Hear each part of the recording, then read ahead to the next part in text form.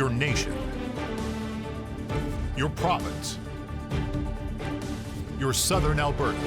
From the heart of Lethbridge, it's Bridge City News Weekend Edition with Jeanette Roche. Thanks for joining us for our week in review from the 125th annual Whoop Up Days celebration in Lethbridge. We'll have more on what Whoop Up Days is and what's going on here later on in the show, but first, some provincial news. Alberta RCMP confirmed that they are investigating after UCP candidate Leela Ahir's social media accounts were hacked.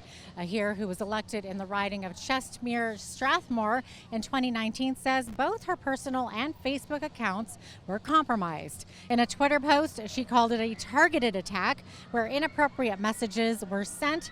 An emotional Ahir says her account was being used for sexual exploitation and that, quote, "we will find the perpetrators." I am running to be Premier of this province and to lead the people of Alberta. So to whomever perpetrated this attack on myself and my family, you will not win.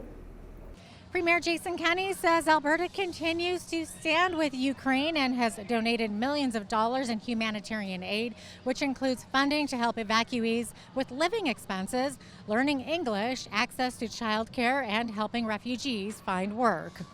Alberta has stepped up to the plate with $11 million of humanitarian and non-lethal military aid to support the Ukrainian Territorial Defense Forces, as well as welcoming hundreds, I expect thousands of evacuees to the safety of this province, and we will be doing much more. So to all of those who are celebrating today, even during the darkness of this Russian invasion, we can see the remarkable strength of the Ukrainian people in their resistance.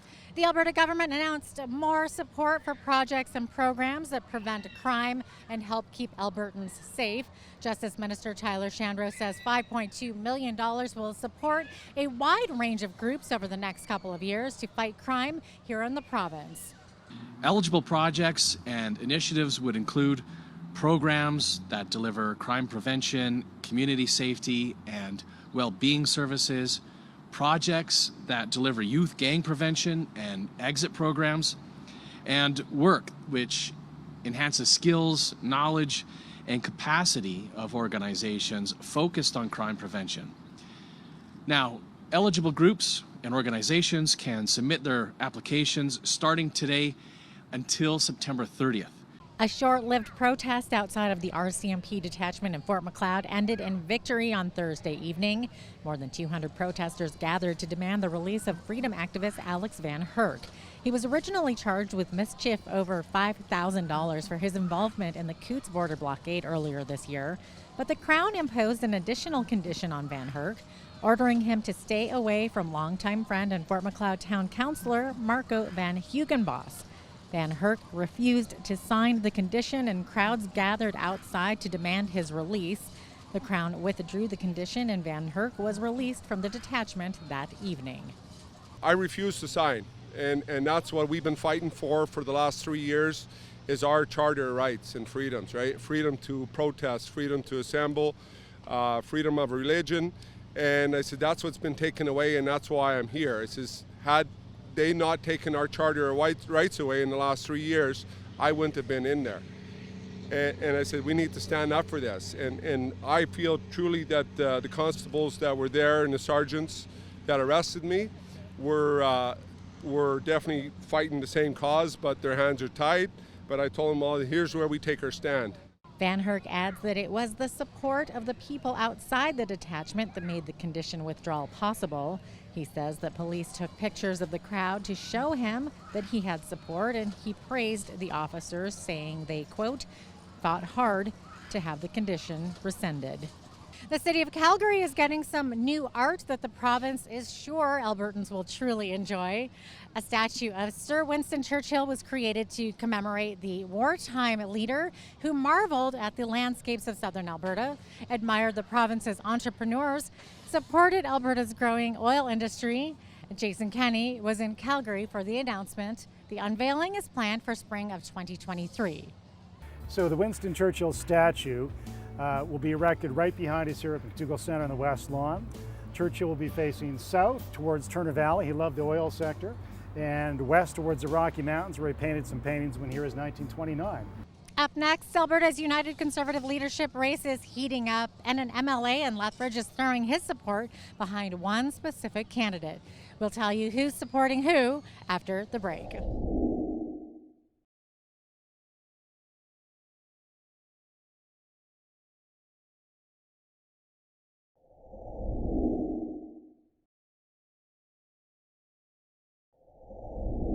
Welcome back to the 125th annual Whoop Up Day celebration here in Lethbridge. We'll have more on that later on the show, but first of all, some more provincial news.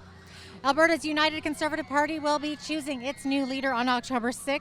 Many would argue that at this point, it's a two-way race between former Finance Minister Travis Taves and former Wild Rose Party leader Danielle Smith.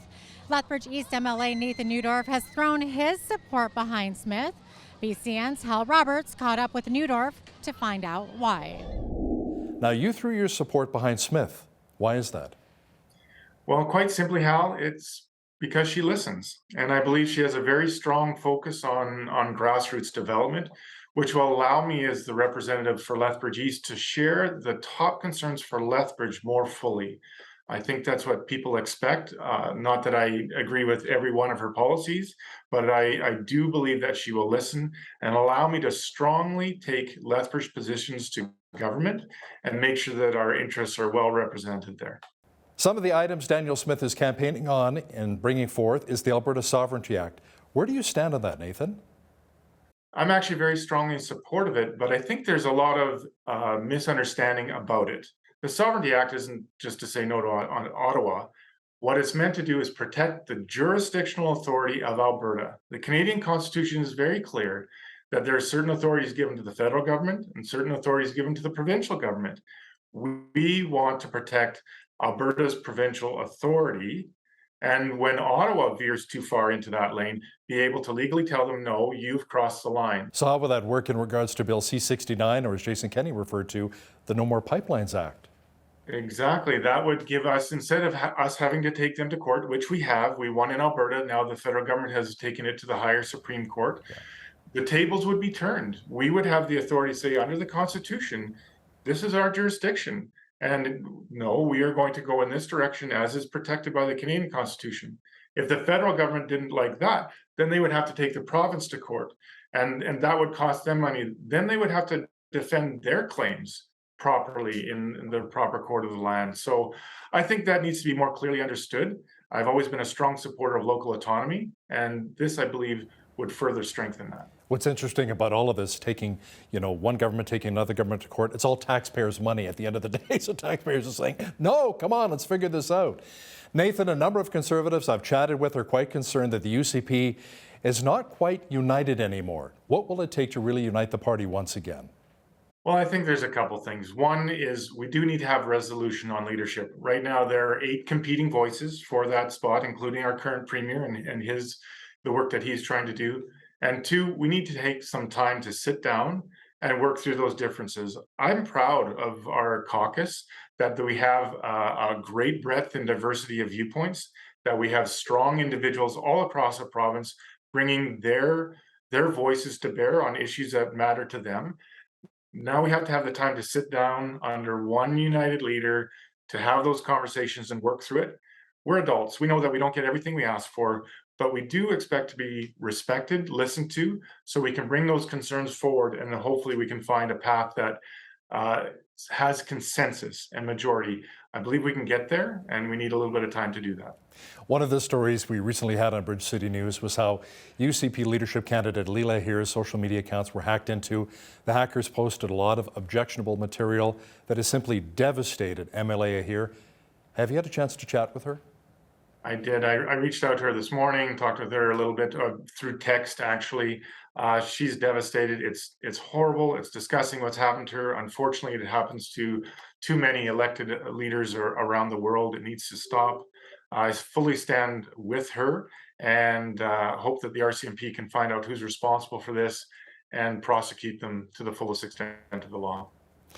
Now, Nathan, last time we chatted, you mentioned that the province had a plan to bring more doctors to our city. I mean, 40,000 people in Lethbridge, including myself, still don't have a family physician. My doctor bailed and he went to the Netherlands. What's the latest with more doctors joining us here in the Windy City? Well, we have very good news. To date, there have been 17 family physicians hired to come to Lethbridge and serve. 4 of them have commenced the first part of that assessment and transition. It is estimated that they will be starting this fall. Those 4, and with the further 13 beginning to come online closer towards the end of the year and into next spring. We're still here at Whoop Up Days, and after the break, we'll show you more of what Southern Albertans are taking in at this 125th Annual Fair and Rodeo in Lethbridge. Keep it right here.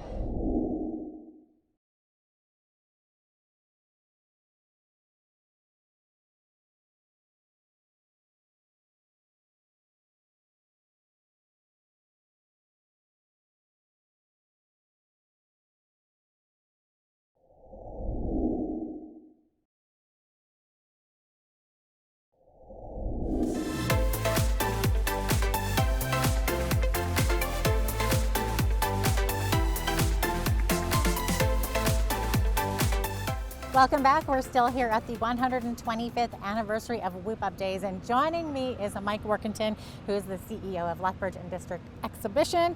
Mike, okay, let's talk about Whoop Up Days. How has it been going? I mean, we had a scaled down version in 2020, or in 2021 rather, nothing in 2020, so this is kind of a big deal. You guys are kind of back at it here. Yeah, you know what? It has been a fantastic week welcoming people back to the park, almost at a full event.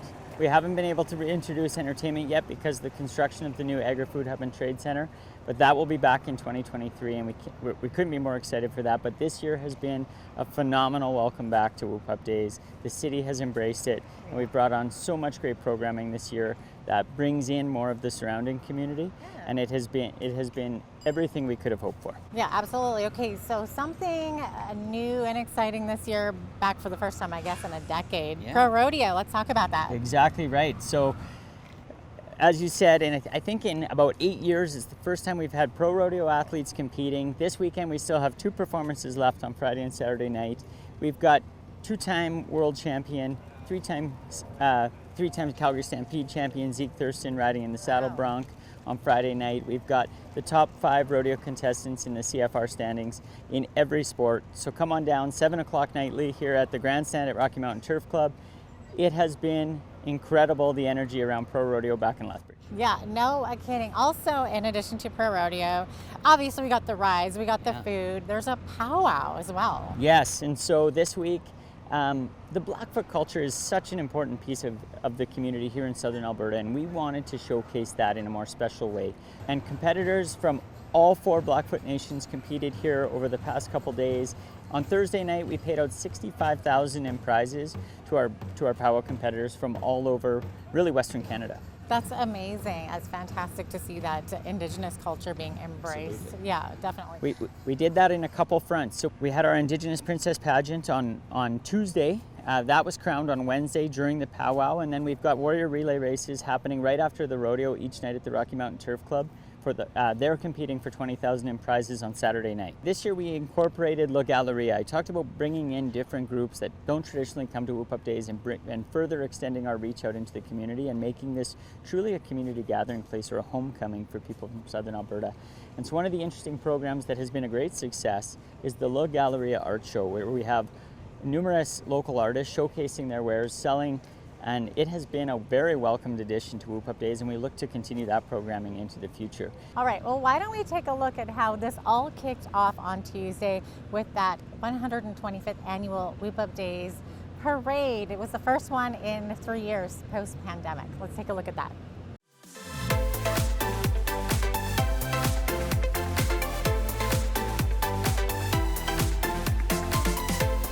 We're proud to be bringing out our 1956 original fire truck from the town of Coaldale.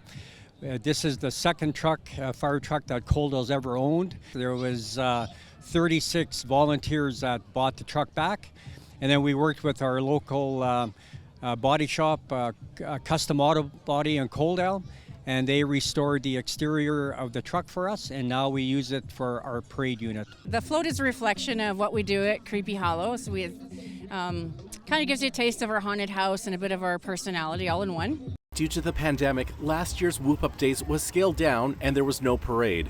And the year before that, the entire event was canceled. Both participants and spectators alike are happy to be back to the festivities in full swing.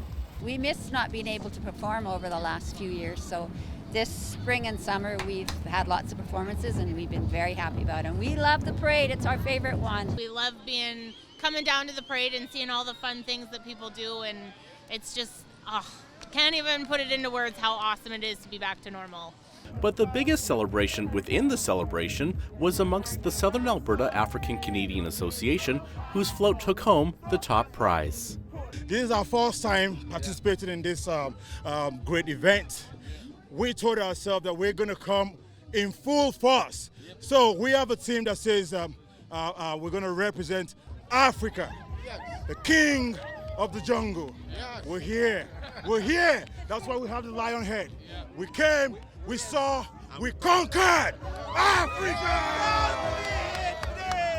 This year, there were 88 floats that participated in the Whoop Up Days parade. For Bridge City News, I'm Naveen Day. It was great to see a parade again after 3 years. We need to take a quick break, but we'll have more from Whoop Up Days after the break. Stay with us.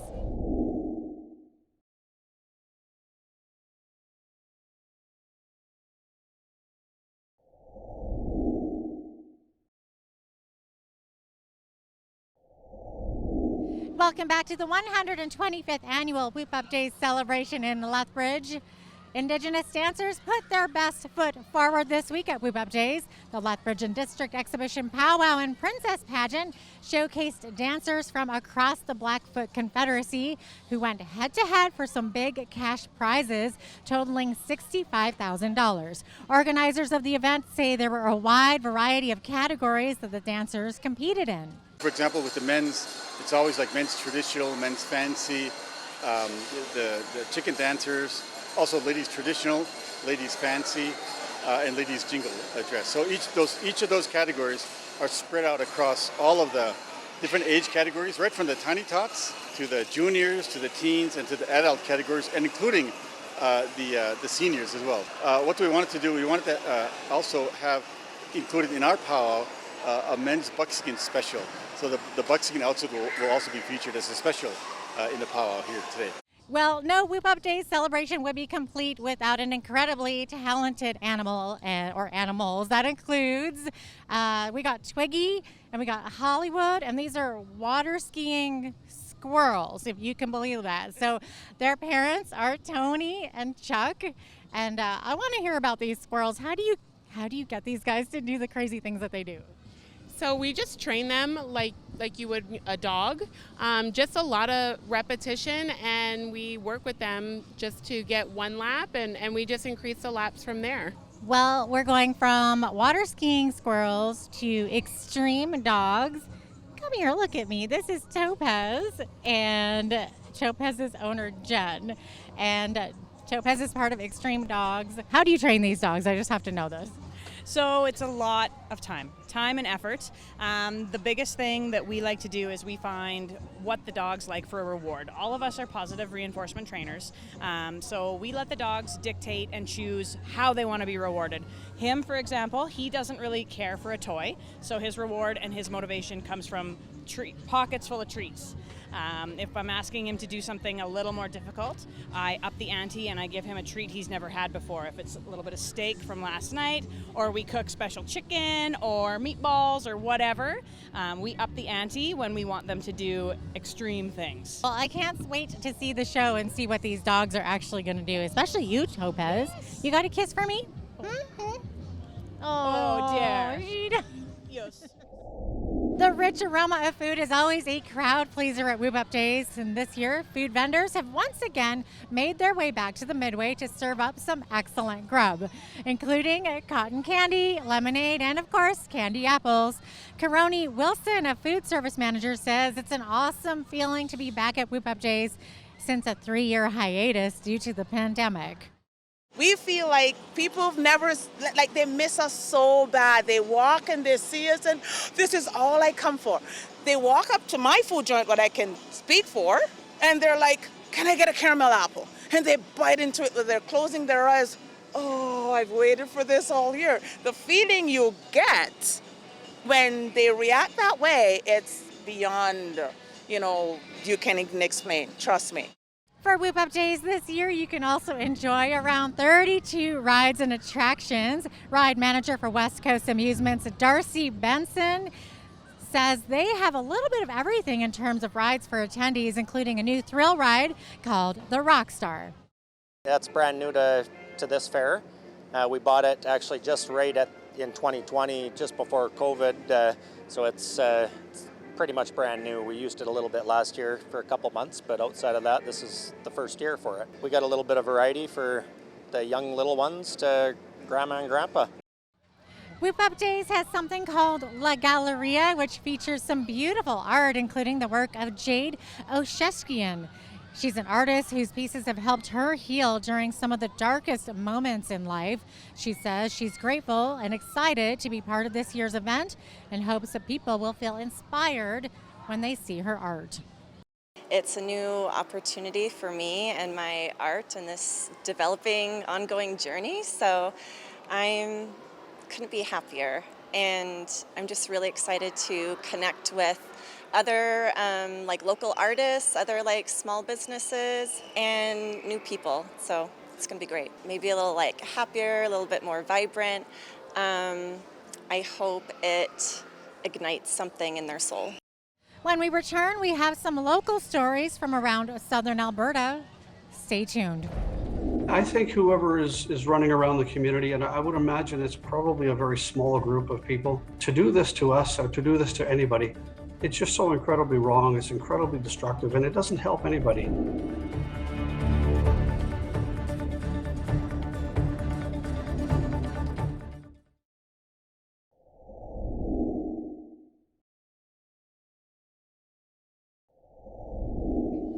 Welcome back. The Lethbridge Salvation Army was the victim of vandalism recently. Lethbridge police say the gas tanks of 2 vehicles were ruptured at their location. The damage caused fuel to leak onto the parking lot and into the sewer system. Major Donald Bladum, the Salvation Army's community ministries officer, says this isn't the first time they've been targeted, and he would like to reach out to those responsible for the damage. I think whoever is running around the community, and I would imagine it's probably a very small group of people doing these kinds of things, I would ask them to just simply come and knock on the door if they have need, to call our office if they have need. I mean, we're the people that are appointed by God to help and are appointed by our city and are given licenses and abilities and access to be able to help people. And to do this to us or to do this to anybody, it's just so incredibly wrong, it's incredibly destructive, and it doesn't help anybody. The Salvation Army supports vulnerable people in 400 communities across Canada and more than 130 countries around the world. Well, 'tis the season for festivals, and the town of Colehurst Miners' Day is coming up this weekend. A number of events will be taking place beginning on Friday. An official with the Colehurst Recreation and Culture Committee says Miners' Days is a great opportunity for kids, as it's the town's last event before children head back to school. Miners' Days is a really great opportunity for us to bring the community together and just really kick off the fall with some excitement. With the kids going back to school, I know it can be a stressful time for everyone, and like wrapping up the summers can kind of be sad. We kind of make this party, this Miners' Days, party in the park, movie in the park, parade, everything. We try to just lead the summer with a big bang so that we can bring our community together and just show that we're all in this together, and like, let's have some fun. Shoes are something many of us take for granted. There are many in Canada who are not able to access adequate footwear. This is especially tough for families in need as children head back to school. The Shoes for Kids YQL event happening this weekend has residents donating new shoes to help out kids in kindergarten through grade 12. Lethbridge Police and members of the Watch will be helping out at the event. One of the organizers, Monica Coe, says it will be a drive-through drop-off with cash donations also accepted. Last year, we had well over 450 pairs of shoes donated at our event. This year, we're hoping to double that.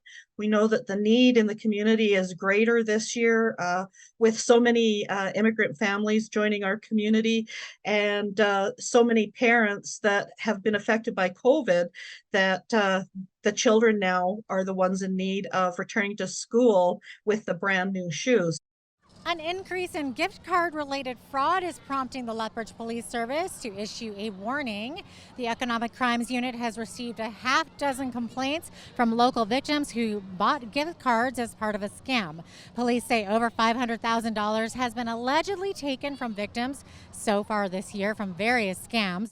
The seniors who have gone through life have thousands of dollars that are at their disposal and sometimes fall victim to somebody that might be very convincing over the phone or through email or sometimes just a pop-up that says you have a virus, that somebody that might not be tech savvy that just falls for a particular scam. So not everybody falls for the same scam. It just they implement so many of them that they just need to find one person that's willing to fall for that.